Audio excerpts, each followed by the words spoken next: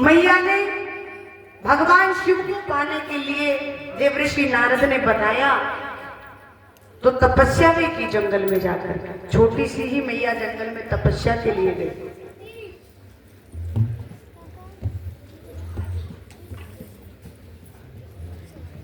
बोली बाके बिहारी लाल की जय, बोली श्यावर रामचंद्र भगवान की जय। उधर मैया तपस्या के लिए चली गई और इधर भगवान शिव को जब ये पता लग गया कि सती ने प्राण छोड़ दिए तो मैया के याद में इतने पागल से रहते भगवान, कभी यहाँ बैठना, कभी वहां बैठना, कभी वहां बैठना।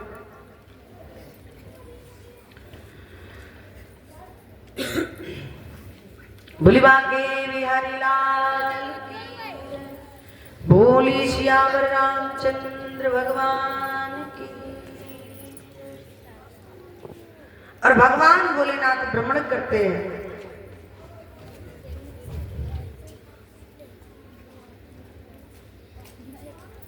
उधर क्या हुआ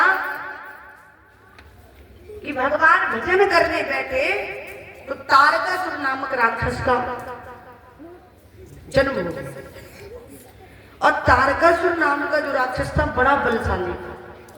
देवता लोग उससे बड़े परेशान थे, मारने का प्रयास करते थे पर वो मरता ही नहीं, क्योंकि उसको ये वरदान था कि भगवान शिव की जो संतान होगी, भगवान शिव से जो संतान पैदा होगी वही तारकासुर का वध कर सकती है। अब यहाँ तो भगवान शिव का विवाह ही नहीं हुआ तो संतान कहां से आ गए। उधर मैया भी तपस्या के लिए निकल गई थी, पार्वती मैया। तो सब देवता जन जो थे उनको बड़ी चिंता होने लगी, क्योंकि वो तो बड़ा भागा भागा के देवताओं को मारता था तारकासुर, क्योंकि उसको वरदान था, कोई मार ही नहीं सकता इसको। उधर भगवान श्री रामचंद्र जी को मैया ने कहा ही था और प्रभु घूमते घूमते आ गए। जैसे प्रभु आए भगवान शिव ने कहा, अरे प्रभु आपका कैसे आना हुआ। बोले आना क्या हुआ कि आपसे कुछ बात करनी थी। बोले बात करनी थी तो मुझे बुला लेते आप। बोले बात क्या करनी थी। कहा कि आप ऐसे ऐसे विवाह कर लो। बोले नहीं नहीं मुझे विवाह नहीं करना। आप विवाह तो करना पड़ेगा। भगवान शिव ने कहा कि प्रभु यदि आपका आदेश है, आपकी आज्ञा है तो पालन तो करना पड़ेगा। सिरधर आयुष करूं तुम्हारा, परम धर्म ये नाथ है हमारा। और कह दिया ठीक है प्रभु मैं विवाह के लिए तैयार हूं, मैं विवाह कर लूंगा। उधर जितने भी देवता जन थे वो भी लाइन लगाकर आ गए और बोले प्रभु एक काम करो ना, बहुत समय हो गया हम काफी समय से किसी की बारात में नहीं गए विवाह में, क्योंकि वो तो अपने काम के चक्कर में थे ना। किसी भी प्रकार से विवाह हो पर संतान हो तब जाकर इस तारकासुर नामक राक्षस का वध हो।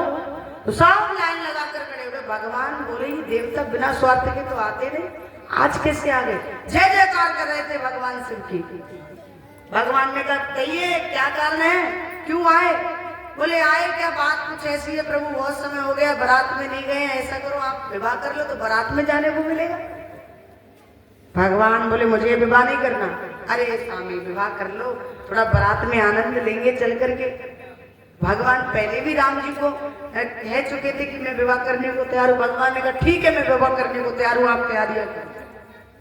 इधर देवताओं से भी कह दिया, उधर भगवान राम से भी कह दिया। और महाराज क्या हुआ,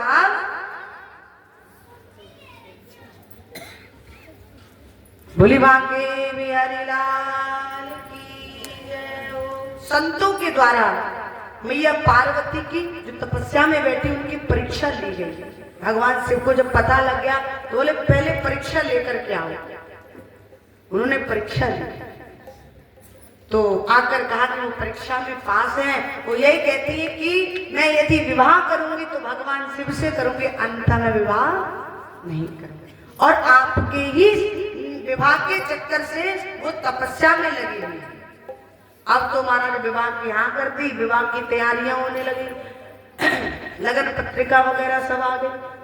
और देवता बड़े चतुर, देवता जितने थे सब जाकर के बारात की तैयारी में लग गए। भगवान भोलेनाथ ऐसे बैठे दूल्हा ही बने, क्योंकि उनको दूल्हा बनाने वाला कोई था ही नहीं।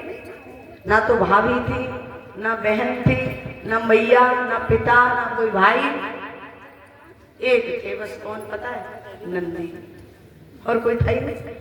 भगवान को बड़ा बुरा लगा, मेरे से विवाह की हामी करा गए और जाकर के अपना अपना स्वयं जो है अपनी तैयारियों में लग गए। अब देवताओं को भी देखो, यहाँ दूल्हा तैयार नहीं हुआ, स्वयं तैयारी में लग गए। सब देवता जन अपने अपने विमान सजाने लगे, कोई अपने हाथी को तैयार कर रहा है, कोई अपने घोड़ा को तैयार कर रहा है। करते ना विवाह की तैयारी। भगवान भोलेनाथ ऐसे ही बैठे हैं। नंदी आए, बोले स्वामी तुम कैसे बैठे? बोले क्या बताएं, देखो ना देवताओं को कितने स्वार्थी हैं, मेरे से हाँ करा गए और अपना जाकर के तैयारियों में लग गए। नंदी बोले प्रभु चिंता क्यों करते हो, हम हैं ना आपको तैयार करने के लिए, हम आपको तैयार करेंगे। बोली बांके बिहारी लाल की। और भगवान भोलेनाथ को नंदी तैयार करने लगे। पट्टा डाला और पट्टा पे बिठाया और बिठाकर के श्रृंगार करने लगे कि भोला पट्टा पे बैठा रे। तालियों की सेवा करते हुए।